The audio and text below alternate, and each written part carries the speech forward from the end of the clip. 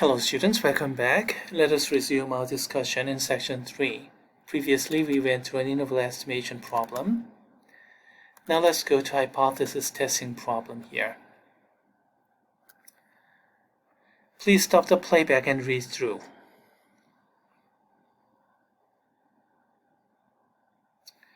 Well, here's a nice problem, a little bit hard because these are real data from actual research, but it's a nice problem. It's a good problem. Okay, here we go. As the population ages, there is increasing concern about accident-related injuries to the elderly. The article, Age and Gender Differences, blah blah blah, this paper, reported on experiment in which the maximum lean angle, the farthest a subject is able to lean and still recover in one step, was determined for both a sample of younger females and sample of older females. We got this data set. Now for younger women, we get these angles, and for older women, we get these. Apparently, these are much higher, but that's not what this problem is asking. Do the above data suggest that the true average maximum lean angle for older females is more than 10 degrees smaller than its younger females? You see, if this problem had been just straight up comparison, then the difference would be compared with 0. But the problem explicitly said compare it with more than 10 degrees, so that's what we're going to do. So how does this work? For mean,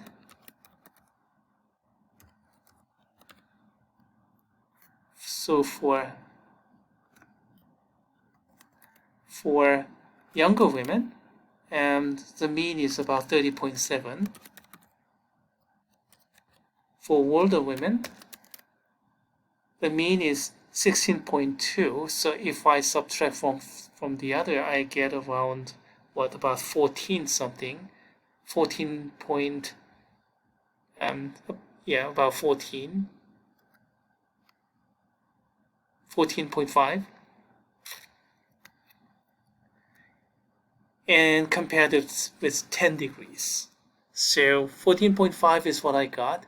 And is it more than 10 degrees? Or you cannot deny that. It's coming from some randomness. Well, we'll find out. Okay. Hypothesis is going to be like this. Assume the difference is about 10 degrees. No, it's greater than 10 degrees. I just used just mu here, but a bit better expression will be mu delta, representing the mean difference. Greek letter delta. Greek letter delta or Roman letter D, D for difference.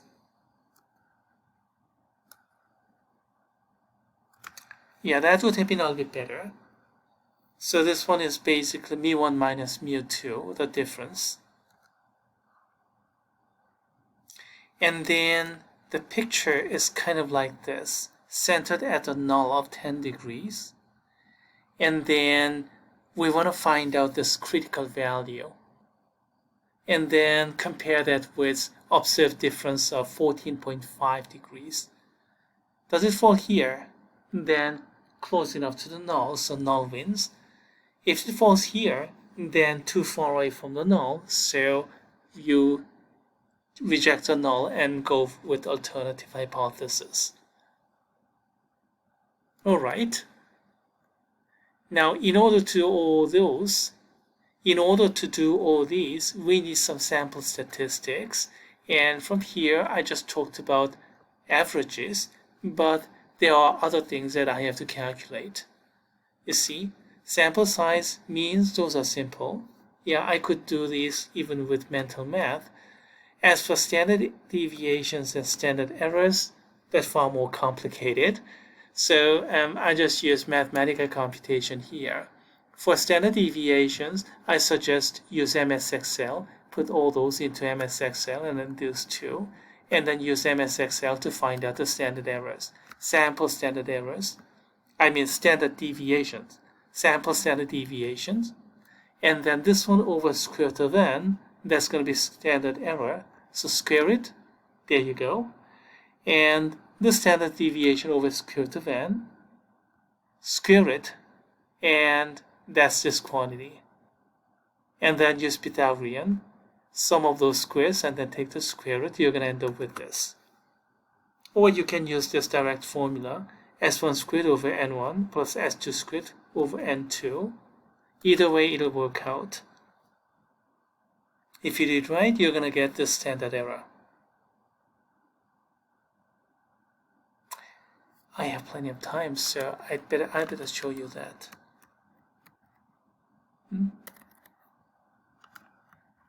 So for younger women, it's gonna be S1 over square root of N1. And that's gonna be approximately the same as this number. This is the standard deviation for younger women, and this one's square root of how many are there? 1, 2, 3, 4, 5, 6, 7, and 9, 10.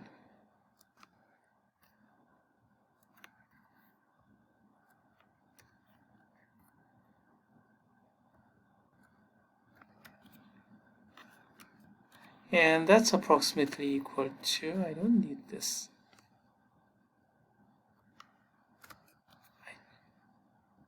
I should have expanded the font. I cannot read, I cannot type. Okay, there you go, that's a lot better. And then it's gonna be this computation. You see? That's what I get for younger women. Now from older women,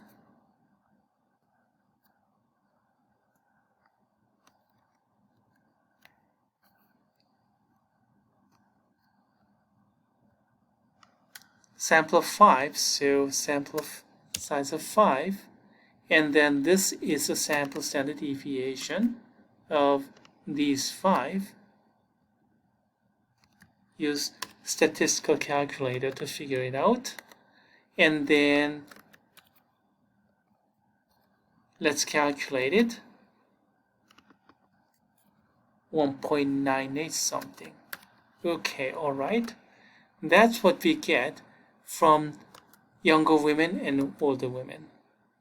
And if you want the standard error, which is square root of SC1 squared plus SC2 squared, then that's going to be approximately equal to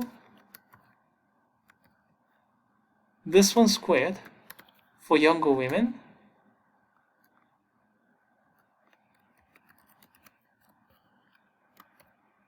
plus this one squared for older women, and this calculate into, let's see,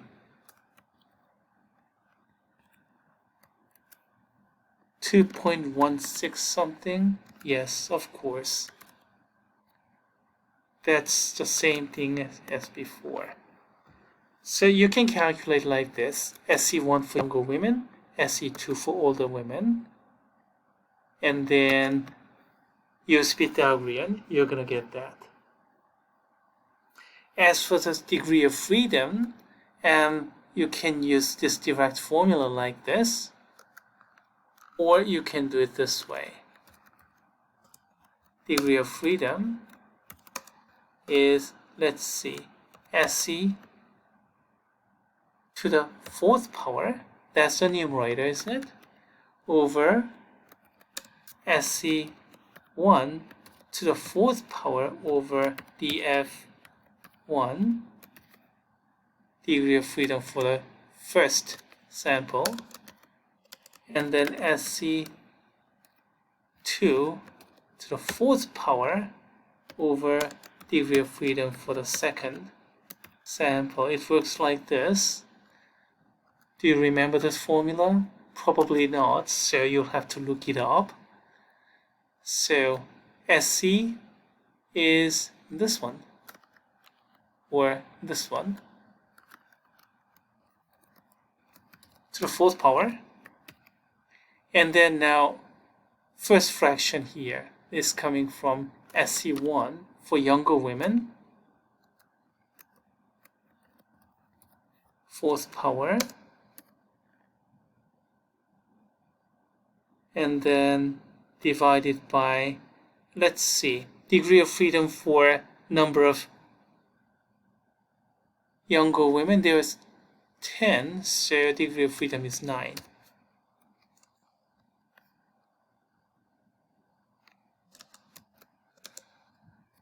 Now for older women, here is the SC, and then I need SC to the fourth power over, let's see, sample size of 5, so I divide by 4. And this computation is gonna be 5 point something. Yeah, 5.59 something.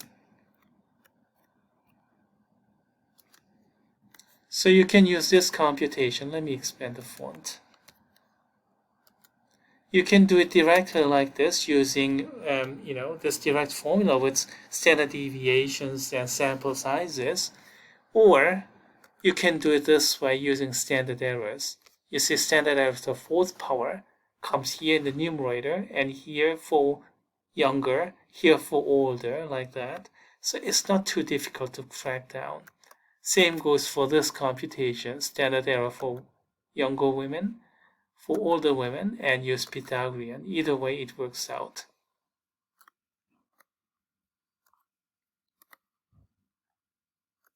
And then, okay, we got the mean difference, standard error, and the degree of freedom. So from the degree of freedom, you can get appropriate t-score. And here, 5.59, so from your t-table, degree of freedom is 5, and you want 5%, so 2.015, that's gonna be your t-score. And 5.5 something, so 1.943, so using these two, you may want to do some estimation if you want to go a little bit further, but just using 5 will be acceptable. Here in my notebook, I'm going a little bit further. I'm using statistical calculator, so I just go with this.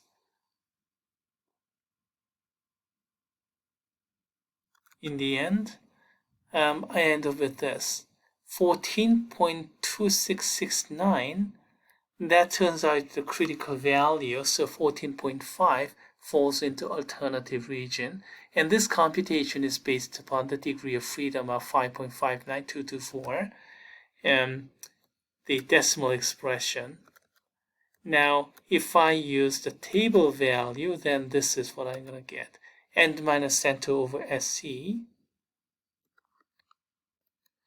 and 2.015 is the t-score for degree of freedom of 5, isn't it?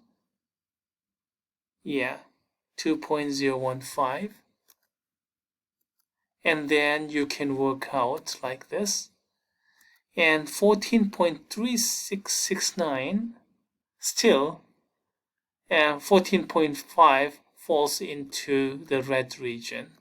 Here, I use a little bit more accurate degree of freedom computation. So I got a little bit more accurate value, but in the end, same conclusion as before.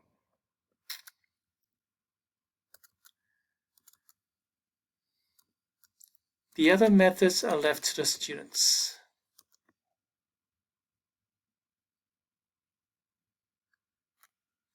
Actually, not really left at the students, not really recommended, I have to say, because this is T problem, so probability value method will be very difficult to apply.